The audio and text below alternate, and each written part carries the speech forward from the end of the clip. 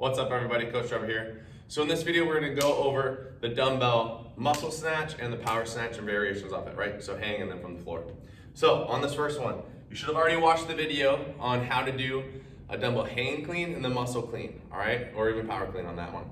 Just because it's 10 times easier to teach someone how to do the clean variation than it is to do the overhead snatch motion, okay? And remember, the lifts where it's cleans and snatches, when it comes to dumbbell and barbell, you're basically jumping, popping the hips, exploding, throwing it up, and then catching either in the rack position or catching in the overhead position, right?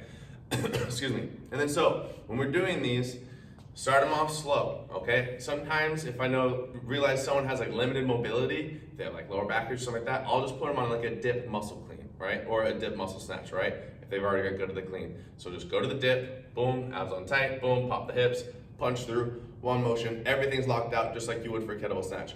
Then from here, instead of just like dropping it down, I like to pull it down to the rack position and then bring it down to the center line, okay? For some people, if you're going for reps, if it's like a medium-sized weight, you can drop it down. If you're just like if you're going for reps for speed, but realistically, just keep people's shoulders safe, pull it down, come down to the center line.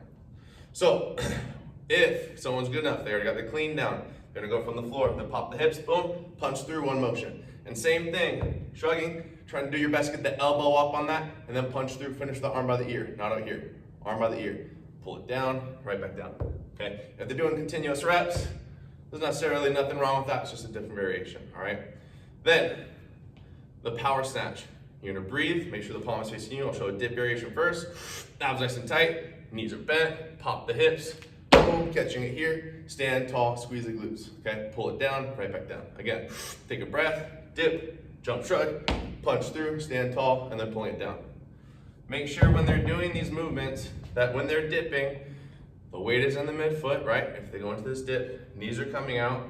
When they're driving off of this explosion phase, the knees aren't caving in. Also, foot's not becoming like a sugar foot where it's rotating out. Feet relatively the same angle on both sides. And also when they're catching it, they're not here, their knees caving in. Another thing is when they're catching it, you don't want their back arching. So draw on the belly button, rib cage. That's why it's important. Sequence should be, before pretty much all lifts, breathe, brace, keep that tension. They're almost kind of holding their breath here, so I'll show it real quick. Take a breath, bracing, squeezing, dipping, nothing's moving, holding the breath. Breathe out a little bit, stand tall, still keeping tension, still air in the stomach, pull it down, and then reset.